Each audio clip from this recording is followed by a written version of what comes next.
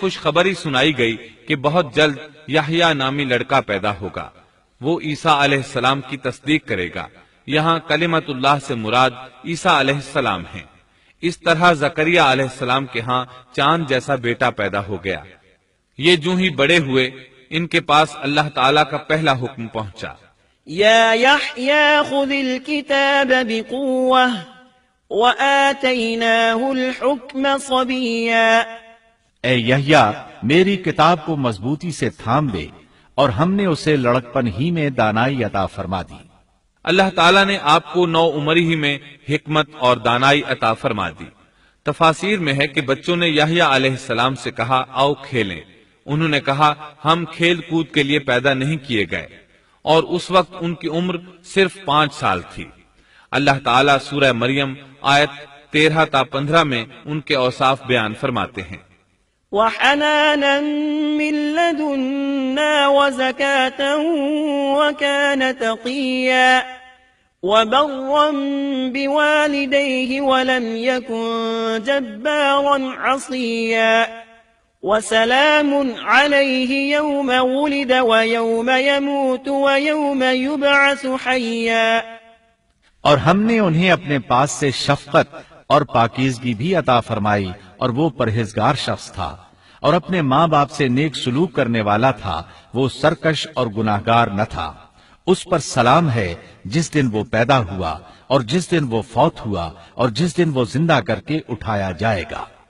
مورخین لکھتے ہیں کہ یحییٰ علیہ السلام کی پیدائش کے صرف 6 ماہ بعد عیسیٰ ابن مریم علیہ السلام پیدا ہوئے، یعنی زکریا علیہ السلام کی دعا کے 6 ماہ بعد مریم علیہ السلام کی طرف بھی اللہ تعالیٰ نے وحی بھیجی، تاکہ اللہ تعالیٰ انہیں عیسیٰ علیہ السلام جیسا لخت جگر عطا کریں۔ گویا یحییٰ علیہ السلام عیسیٰ علیہ السلام سے 6 ماہ بڑے تھے۔ یحییٰ علیہ السلام بڑے ہوئے تو اپنے والد زکریا علیہ السلام کے ساتھ بنی اسرائیل کو اللہ کی طرف دعوت دینے لگے۔ اس وقت ایک ظالم شخص ان پر حکمران تھا۔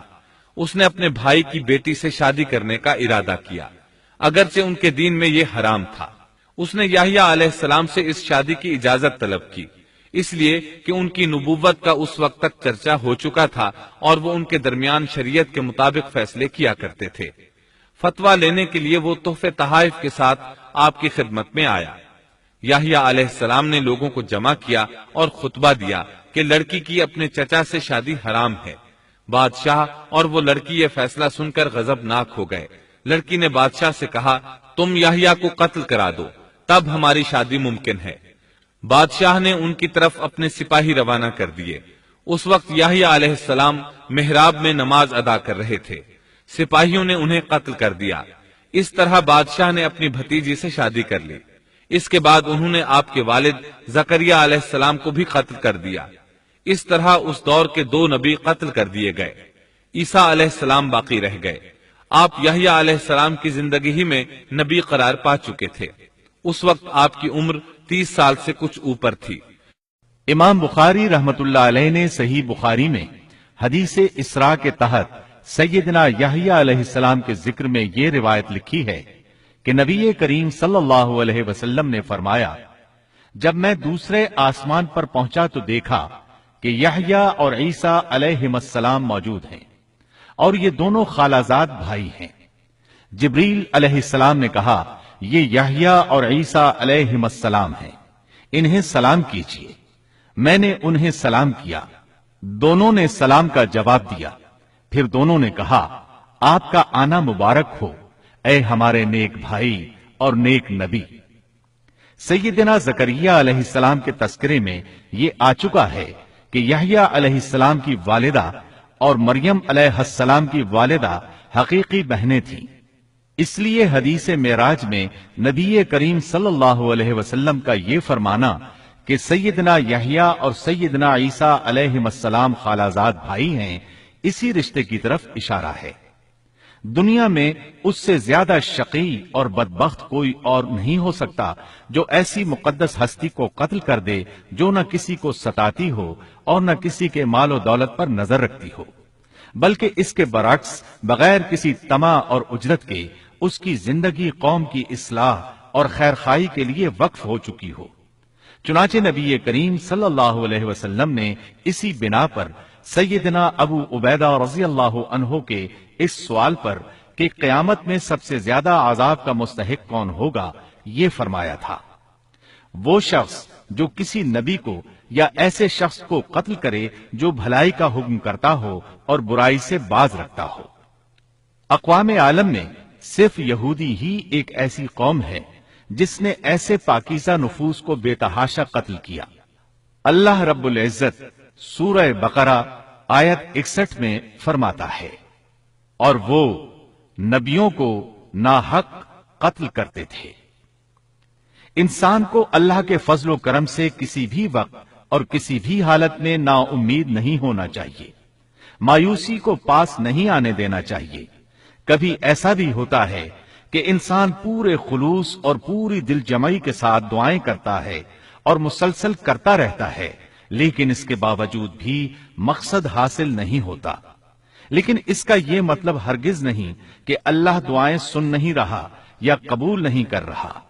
इस किस्म की मायूसी और ख्यालात को कुफ्र करार दिया गया है। अल्लाह ताला ने गुज़श्ता कौमों के संगीन हालात बयान किए हैं। इन कौमों की जानो माल में ऐसे हादिसात और पै दर पै ऐसी मुसीबतें पेश आईं कि अहले ईमान और उनके नबी पुकार उठे, अल्लाह की मदद कब आएगी। ऐसी सख्त घड़ियां खुशियों का पेश खेमा हुआ करती हैं और मुसीबतों का दौर खत्म हो जाता है। जो लोग अल्लाह की क़ज़ा व क़द्र पर भरोसा रखते हैं वो ऐसे लम्हात में मुसीबतों की दलदल से निकल जाते हैं और उन्हें अल्लाह ताला की तरफ से एक नई जिंदगी अता की जाती है। सैयदना ज़करिया अलैहिस्सलाम जिंदगी भर नबूवत के वारिस के लिए बेचैन रहे, लेकिन अल्लाह ताला से यही हुस्न ज़न रखा कि ऐ परवरदिगार, मैं आपसे मांगकर कभी बेमुराद नहीं रहा। सैयदना ज़करिया अलैहिस्सलाम की उम्र की आखिरी मंजिल आ चुकी थी और आपकी बीवी साहिबा बांझ थी। सारी जिंदगी गोद औलाद से खाली रही थी, लेकिन मरियम अलैहिस्सलाम के हुजरे में करामत का ज़ुहूर देखकर आपका जहन अचानक इस तरफ मुंतकिल हुआ कि जो अल्लाह ताला इस बात पर कादिर है कि जाहिरी असबाब के बगैर हर रोज तरोताजा फल हुजरे में पहुंचा सकता है, वो यकीनन इस पर भी कादिर है कि मेरी इस आखिरी उम्र में मुझे औलाद की नेमत अता कर दे। हकीकत यह है कि दुआ करने वाले की नजर इस आलम असबाब में भी असबाब और वसाइल से कहीं ज्यादा मुसब्बिबुल असबाब पर हो तो वो कबूलियत का दरवाजा फौरन खुल जाता है। सैयदना ज़करिया अलैहिस्सलाम को दूसरे ही लम्हे एक अजीम फर्जंद की बशारत दे दी गई। औलाद की ख्वाहिश एक फितरी ख्वाहिश है और ये ख्वाहिश कनात और ज़ुहद के खिलाफ भी कतन नहीं। कुरान करीम ने अंबिया की जुबान से इस किस्म की दुआएं और पुकार जिक्र करके ये हकीकत वाज़े कर दी कि अंबिया और रसुल जो ज़ुहद और कनात के मीनार होते हैं, इस दवाजी जिंदगी से बरी नहीं है। इस्लाम में औलाद की ख्वाहिश को फितरी ख्वाहिश करार दिया गया है। ताहम ये नुक्ता भी जहन में रहना चाहिए कि सैयदना ज़करिया अलैहिस्सलाम सिर्फ औलाद ही नहीं चाहते थे, सालेह औलाद चाहते थे ताकि वो उनके बाद दावत का काम जारी रखे। इसलिए आपने अपनी दुआओं को पाकीज़ा और नेक औलाद के अल्फाज के साथ खास किया। सूरह आले इमरान आयत 38 में है, उसी जगह ज़करिया अलैहिस्सलाम ने अपने परवरदिगार से दुआ की, कहा कि ऐ मेरे परवरदिगार, मुझे अपने पास से पाकीज़ा औलाद अता फरमा, बेशक तू दुआ का सुनने वाला है।